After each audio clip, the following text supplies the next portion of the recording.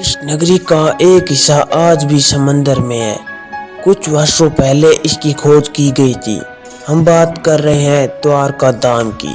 द्वारका एक अति महत्वपूर्ण तीर्थ स्थल है। यह हिंदुओं के सबसे पवित्र तीर्थों में से एक तथा 4 धामों में से एक है। यह 7 पुरियों में एक पुरी है। जिले का नाम द्वारकापुरी से रखा गया है।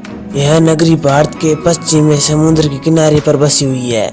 हिंदू धर्म ग्रंथों के अनुसार भगवान श्री कृष्ण ने इसे बसाया था। यह श्री कृष्ण की कर्म भूमि है। द्वारका भारत के सबसे प्राचीन शहरों में से एक है। कहा जाता है भगवान श्री कृष्ण ने मथुरा और वृंदावन को छोड़ने के बाद समुद्र तट पर द्वारिका नगरी बसाई थी। यह द्वारका जो आज गुजरात की शान है, कई खोजों के दौरान समुद्र से एक नगर डूबा होने की बात सामने आती है। दरअसल समुद्र में समाई यह नगरी द्वापर युग में कान्हा द्वारा बसाई गई द्वारका ही है। द्वारका का निर्माण भगवान श्री कृष्ण ने विश्वकर्मा के हाथों से करवाया था। तो आखिर यह सब बात तो हुई द्वारका के निर्माण और उसकी पवित्रता के बारे में। तो आखिर द्वारका समुद्र में कैसे डूबी? द्वारका नगरी के समुद्र में डूबने के पीछे 2 पौराणिक घटनाएं जिम्मेदार मानी जाती है। यह घटना गांधारी के श्राप से जुड़ी है। वहीं दूसरी घटना का संबंध श्री कृष्ण के पुत्र शाम को ऋषियों से मिला श्राप था।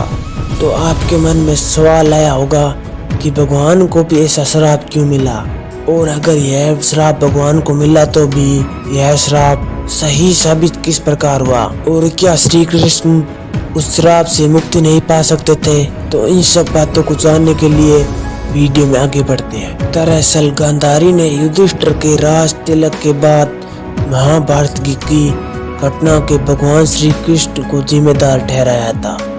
अपने पुत्रों को मारे जाने के दुख और क्रोध की अग्नि में जलती हुई गांधारी ने श्री कृष्ण को श्राप देते हुए कहा था कि जिस प्रकार तुमने मेरे कुल का विनाश किया है और मुझे दुख दिया है, उसी प्रकार तुम्हारे कुल का भी विनाश होगा।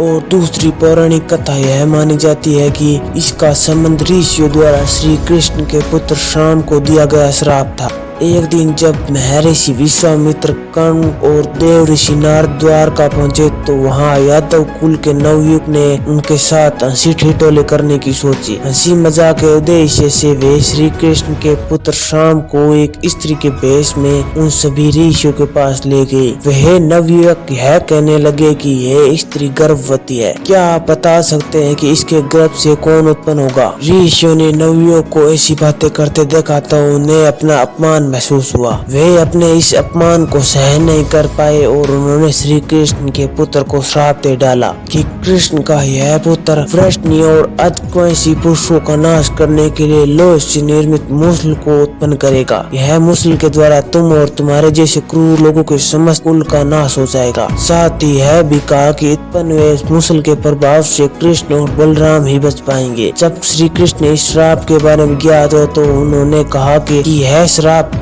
अवश्य ही सत्य होगी। ऋषियों द्वारा यह मिला श्राप व्यर्थ नहीं जाएगा। ऋषि मुनियों का श्राप इतना प्रभावशाली था कि अगले ही दिन शाम ने मूसल को उत्पन्न किया।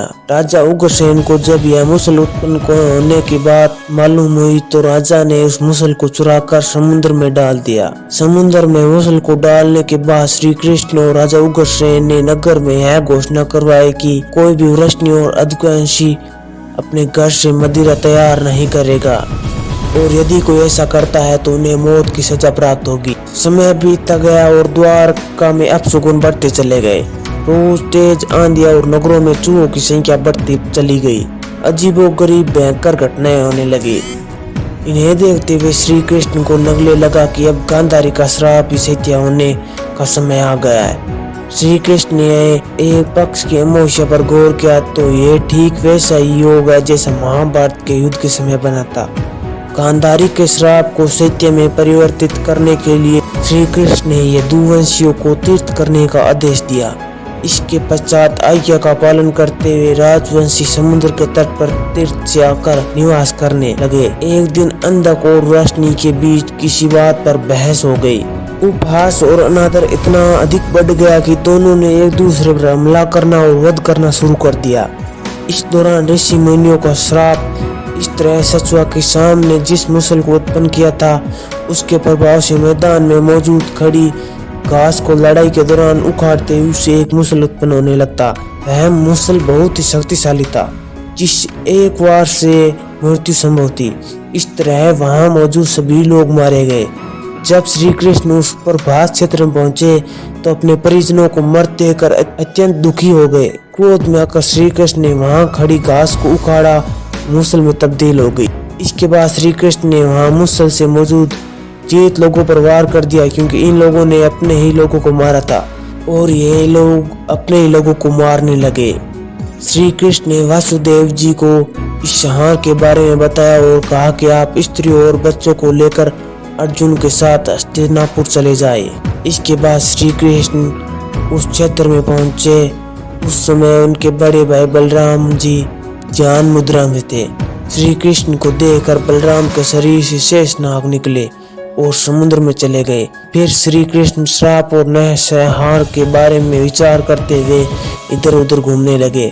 घूमते हुए पेड़ों के नीचे विश्राम करने के लिए बैठे। इसी दौरान जरा नामक शिकारी का प्राण उनके पैर के अंगूठे में जाकर लगा। जरा शिकारी ने यह हिरण का मुख समझकर मारा था। श्री कृष्ण के पैरों में लगा बाण देखकर शिकारी उनसे क्षमा मांगने लगा। उन्होंने जरा को बलिदान दिया और अपने प्राणों को त्याग दिया। इसके बाद यदुवंशियों का अंतिम संस्कार किया गया, जिसके अगले ही दिन वासुदेव जी ने भी प्राण त्याग दिए। अर्जुन वहां से स्त्रियों और बच्चों को लेकर जैसे हस्तिनापुर की ओर चले, द्वारका नगरी समुद्र में डूब गई। उसी नगरी के पिल्लर और अवशेषों के बारे में समुद्र से जुड़ी अलग अलग रिसर्च के दौरान जानकारी मिलती रहती है। अगर वीडियो पसंद आया हो तो लाइक कर देना और सब्सक्राइब कर देना। मिलते हैं अगले वीडियो में।